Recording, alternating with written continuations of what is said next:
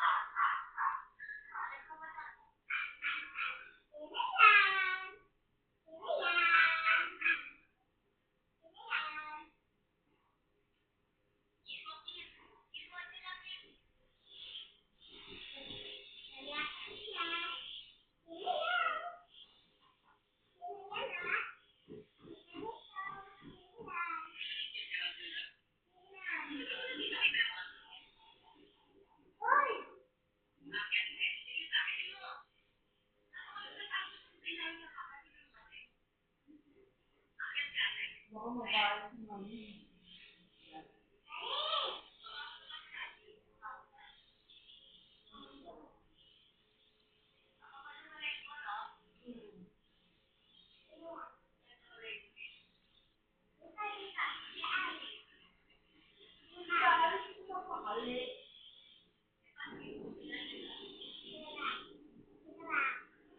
Tawag mo yan?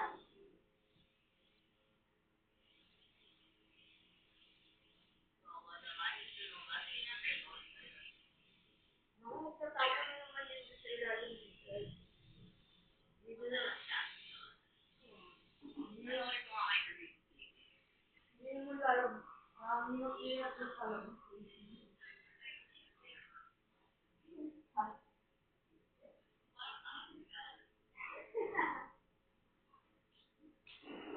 Kabalik-balik.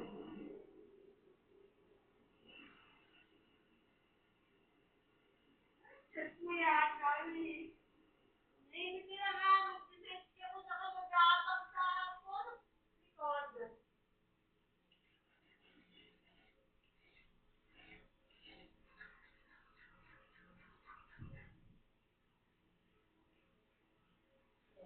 Ganyan naman sa kapila. Oh!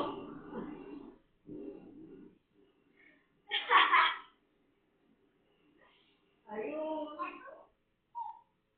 Nalatan na.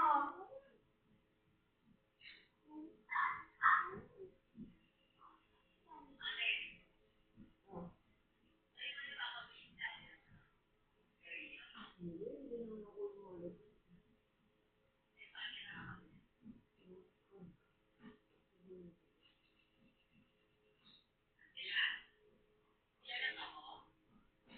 Ano pangalan niya?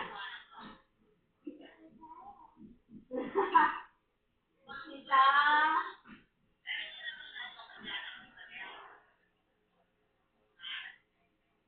Sita. Oh. Sita.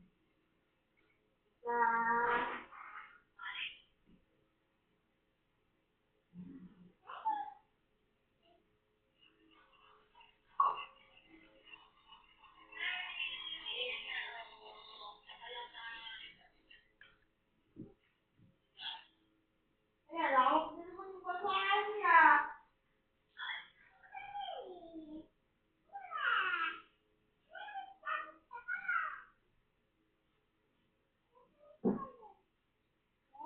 Nalalaman yung bibig ko. Akala niya ako hindi nagsasalita. Tinanong ko yung bibig ko. Akala niya ako nagsasalita ng babay.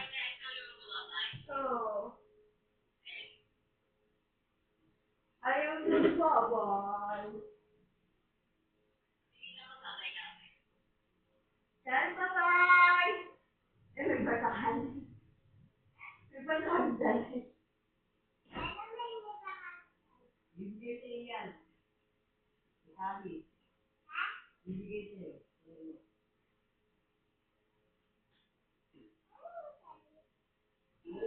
Ano na yan? Ano na? Sabi kayo. Sabi na. Bigyan mo na sa'yo. Baka niya. Bigyan mo na ito.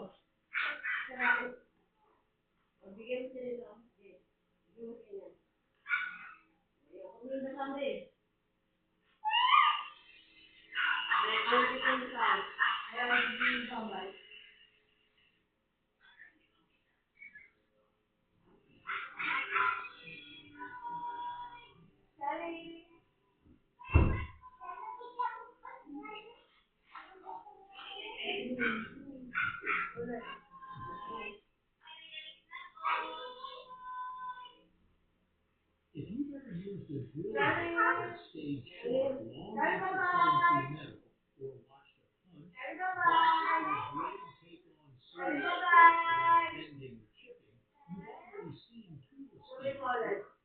It's one of those materials hiding in plain sight, quietly powering factories, machining shops, and even the tools in your home.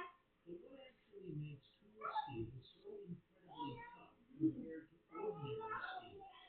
The answer isn't just that it's stronger. It's the result of carefully controlled chemistry, heat treatment, and precision engineering that transform basic iron into materials capable of withstanding high pressure, high temperatures, and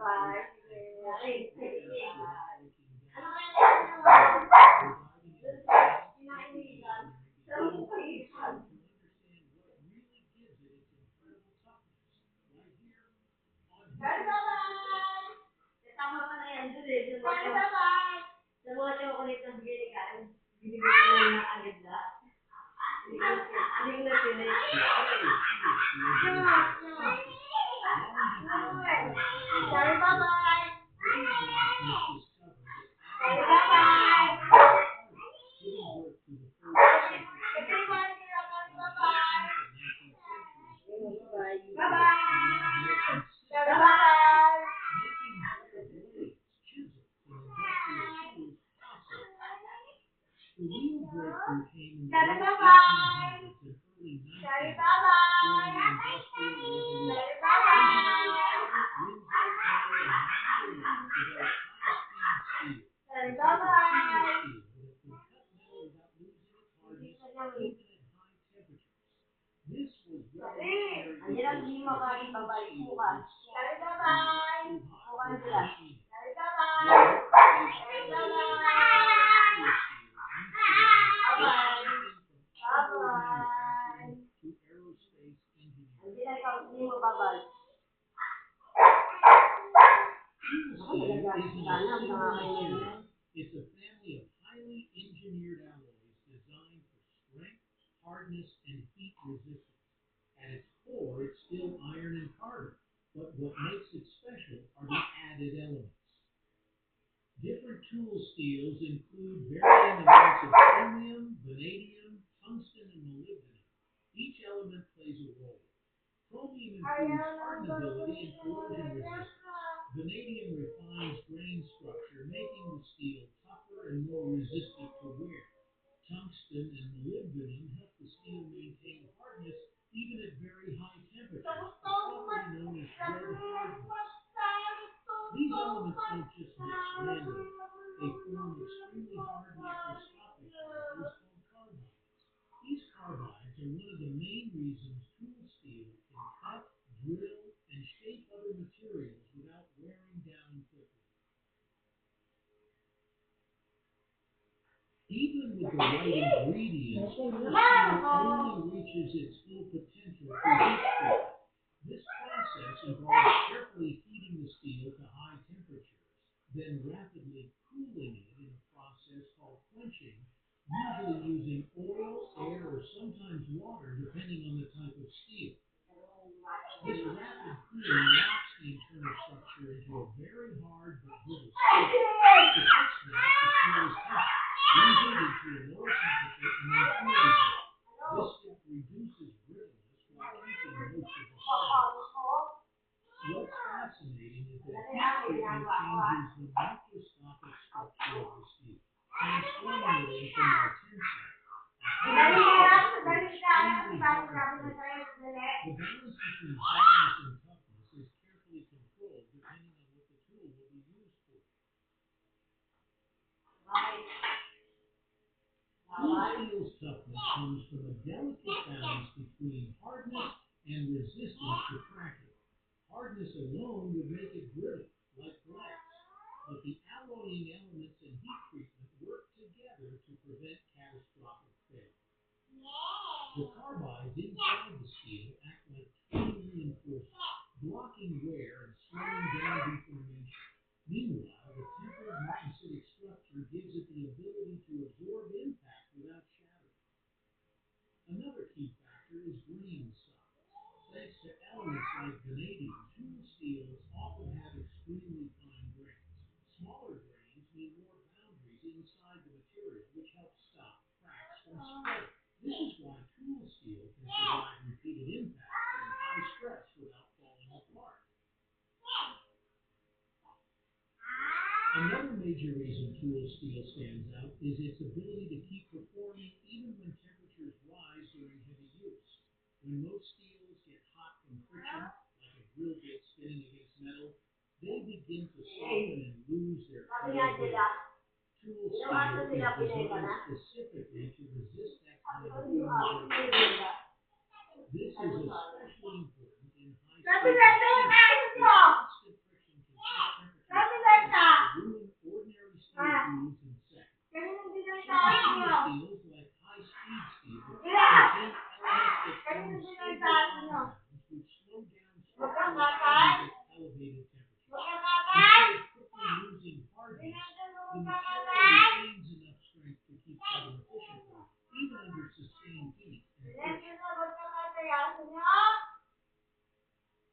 Tool steel is everywhere once you start looking for it. It's used in drill bits, cutting blades, stamping dies, injection molds, and even industrial knives that slice through sheet metal.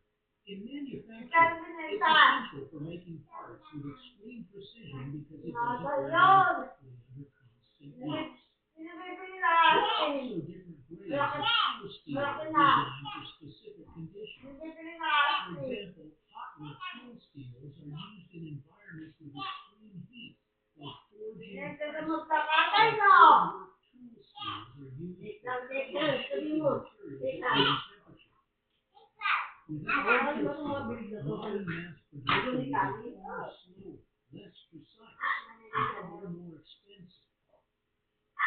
Tool steel isn't just strong steel.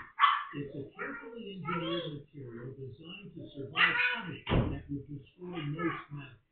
Its toughness comes from a combination of alloying elements, microscopic carbide structures, and precisely controlled heat treatment. What makes it truly remarkable is the balance.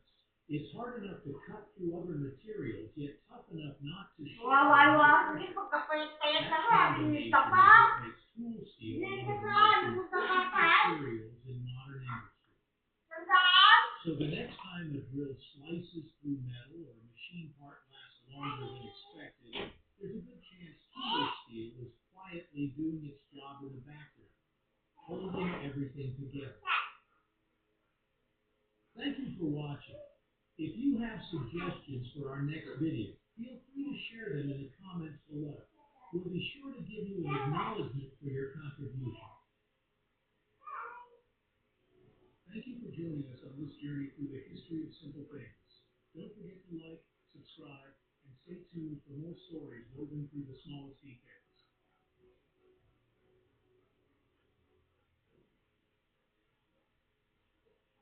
I do already have a small animal. I thought the use is to my own way simple, and it will do me to that, but the biggest problem is it doesn't have a hard enough. So I'm going to make an anvil substitute which is basically a slightly harder hole.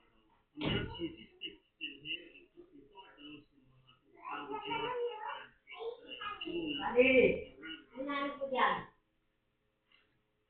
A striking anvil is just a decent part of steel. It's not hardened, so we should work. If you did that with a hardened anvil, Bakit? Bibili ka cake? Bakit ka bibili cake? Saan may tinda noon?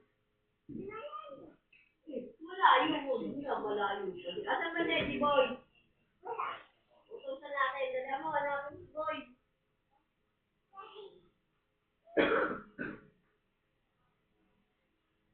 Hindi mo nga yung galing.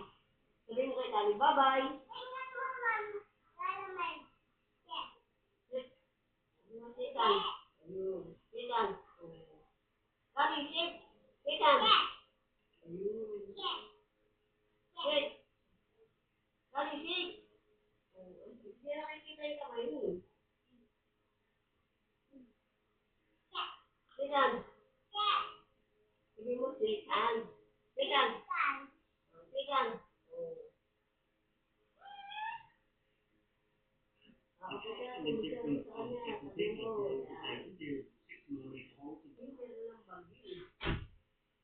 pinipilit niya anak daw ni, asawa daw ni Gabi, Kana. Hindi na naman kasawa, mag-ina sila. Kaya akala niya magkakanak si Gabi. Anak nga niya, hindi niya asawa. Hindi naman kasawa, mag-ina sila, mag-ina. Nanay nagsabi, nanay nagsabi.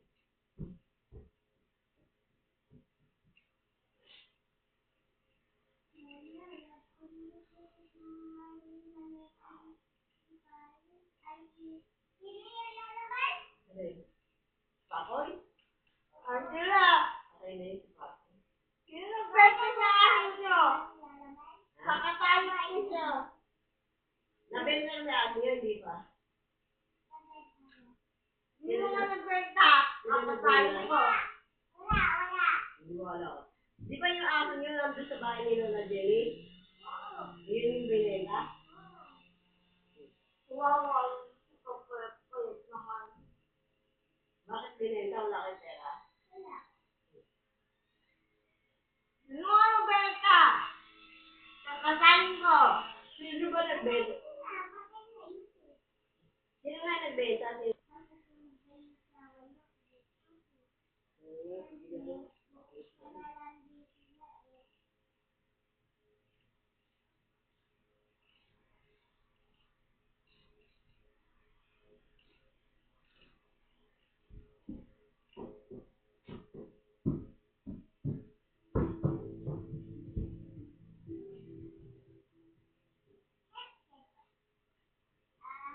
Pick up any plug in your home right now.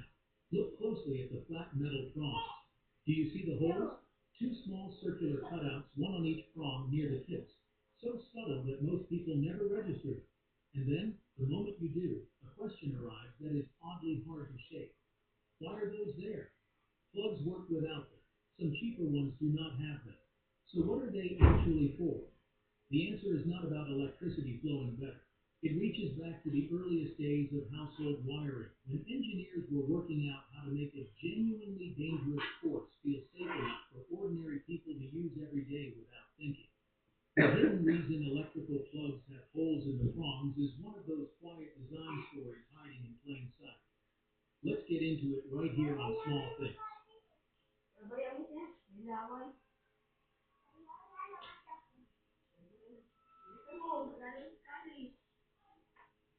A small object with many demands. At its core, an electrical plug is a standardized connector that transfers power from a fixed supply in the wall to a portable device in your hand. The flat metal prongs are the contact points.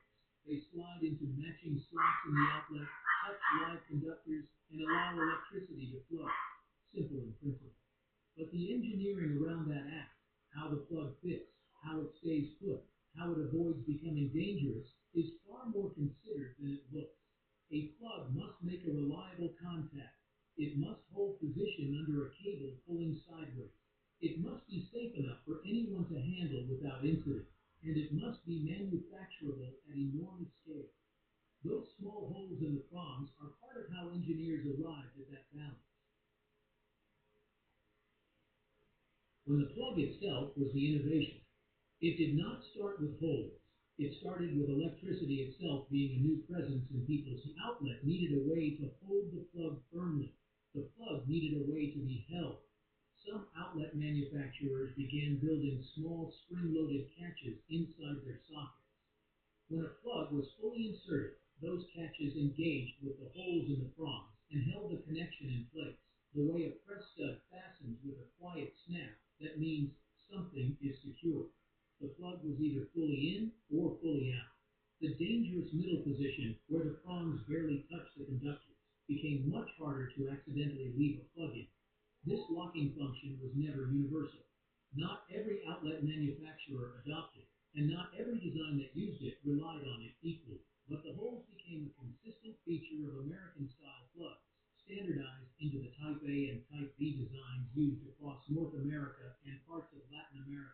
changed them because they served that original purpose well enough that no designer wanted to remove them. They also proved useful in industrial environments where plugs in machinery are exposed to constant vibration through direct contact with the conductors inside the outlet. A plug without holes conducts current identically. The holes are a mechanical layer added on top of the electrical function, one that addressed specific problems of stability, assembly, and testing, and stayed because removing them offered no real advantage. The holes do not help the electricity. The most persistent myth about the holes in plug prongs is that they help electricity flow, that the openings assist current, allow the plug to breathe, or improve the contact in some electrical way. That is not how any of this works. Electricity flows through the solid metal faces of the prongs, through physical contact with conductors inside the outlet. The holes play no role in that process at all. The belief persists partly because the holes look purposeful, small, symmetrical, precisely placed, and the instinct is to assume that a precise-looking feature carries a precise technical function. The real explanation is simpler and more mechanical than Dahil sa affordability at convenience, madalas natin makita sa kusina ang mga produktong tulad ng sardinas, corned beef, tuna, at luncheon meat. Ngunit kahit convenient, hindi ibig sabihin ay palaging healthy. Maraming canned foods ang may mataas na sodium, preservatives, at unhealthy fats na maaaring magdulot ng problema sa kalusugan tulad ng high blood pressure at sakit sa puso kapag sobra ang konsumo. Ayon sa health experts, ang sobrang processed food intake ay maaaring magdulot ng long-term health risks, lalo na sa mga matatanda at may existing na sakit. Sa video na ito, tatalakayin natin ang 7 canned foods na dapat mong iwasan hanggang maaari at ang 2 canned foods na mas ligtas kainin kung pipiliin mo ng tama. Siguraduhin panoorin hanggang dulo dahil maaaring isa sa mga kinakain mo araw-araw ay ito. Bago tayo magsimula, sabihin mo sa komento, anong canned food ang pinaka-paborito mong kainin? Sabihin mo balik kasi ang pagpili mo. Ang bawat komento ay version namin. Isa sa pinaka-popular na canned food sa Pilipinas ay luncheon meat tulad ng spam at Argentina beef meat. Ito itong kinakain sa almusal. Ito yung ay isa sa pinaka-dapat limitan.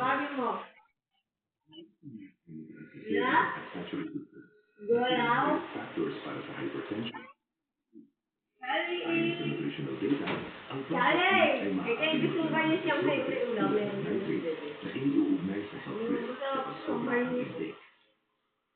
Bukod dito, maraming luncheon meat products ang heavily processed. Ibig sabihin ay may halong extenders, additives, at artificial flavoring.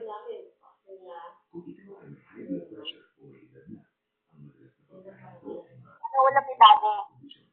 Sa madaling salita, hindi ito bawal. Pero dapat minsan-minsan, hindi araw-araw.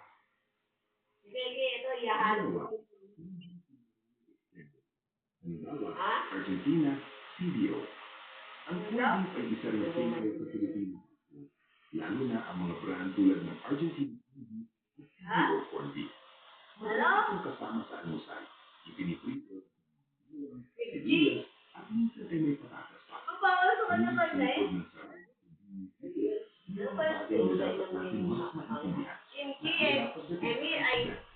Para mas masarap at madaling lutuin, maraming budget corned beef ang may halong extenders tulad ng soy protein. Isang indikasyon na hindi puro karne ang laman ito, kundi mas maraming extenders. Para sa mas malusog na pagpili, mas mainam na basahin ang label. Piliin ang may mas mataas na meat content, mas mababang sodium, at mas kaunting artificial additives. Tandaan, hindi masama ang kumain ng corned beef paminsan-minsan. Ngunit ang pagiging overruling sa bibili ay isang simpleng hakbang tungo sa mas maayos na kalusugan. Pangatlo, canned meatloaf at sausage. Halimbawa, Swiss o holiday. Ang canned meatloaf at Vienna sausage tulad ng Swiss meatloaf at holiday sausages ay paborito ng maraming bata at maging ng matatanda dahil sa malambot nitong texture at maalat-alat na lasa na swak sa panlasang Pinoy. Madalas itong madaling ihain, buksan lang ang lata at handa na, kaya patok sa mga abalang Ngunit ayon sa iba't ibang paraan sa nutrisyon, ang ganitong uri ng processed meat ay may napakataas na sodium, preservatives, at artificial additives na maaaring makasama sa kalusugan kapag madalas kainin. Ipinapapagkain sa Pilipinas, abordable, madaling lutuin, at mayaman sa omega-3 fatty acids na mahalaga sa kalusugan ng puso at utak. Ngunit, ayon sa ilang pag-aaral sa nutrisyon, hindi lahat ng sardinas ay pare-pareho ang benepisyo. Halimbawa, 555 sardinas in tomato sauce, mega sardinas in tomato sauce. Bagamat may taglay itong protina at omega-3, ang ilang variants ay mataas sa sodium at oil content. Ayon sa mga health experts, ang sobrang sodium intake, lampas sa 2,300 milligrams kada araw, ay direktang nauugnay sa pagtaas ng blood pressure o hypertension. Ito ay mas delikado, lalo na sa mga matatanda, dahil tumataas ang panganib ng stroke at sakit sa puso. Bukod dito, ang sobrang mantika sa canned sardinas ay maaaring magdulot ng pagtaas ng kolesterol kung madalas itong kinakain. Kaya kahit masarap at praktikal, mahalagang maging mapili. Mas mainam na pumili ng konsumo. Pang-anim, canned pasta at ready meals. Ang canned spaghetti at iba pang ready meals ay tunay na convenient, lalo na sa mga abanang araw. Ngunit ayon sa maraming pag-aaral sa nutrisyon, ang ganitong uri ng pagkain ay kadalasang mataas sa preservatives at ultra-processed ingredients na maaaring makasama sa kalusugan kapag madalas kinakain. Kadalasan, ang mga ito ay naglalang.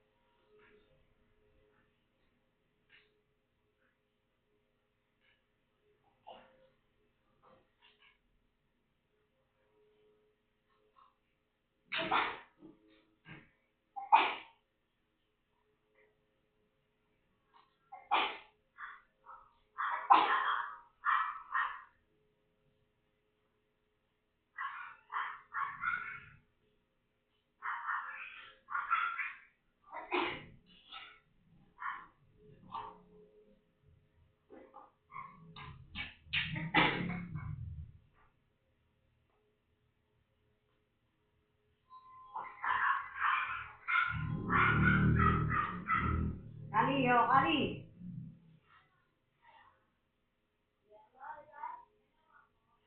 Wala kayo, wala. Wala daw. Hindi ko alam umubenta. Wala daw.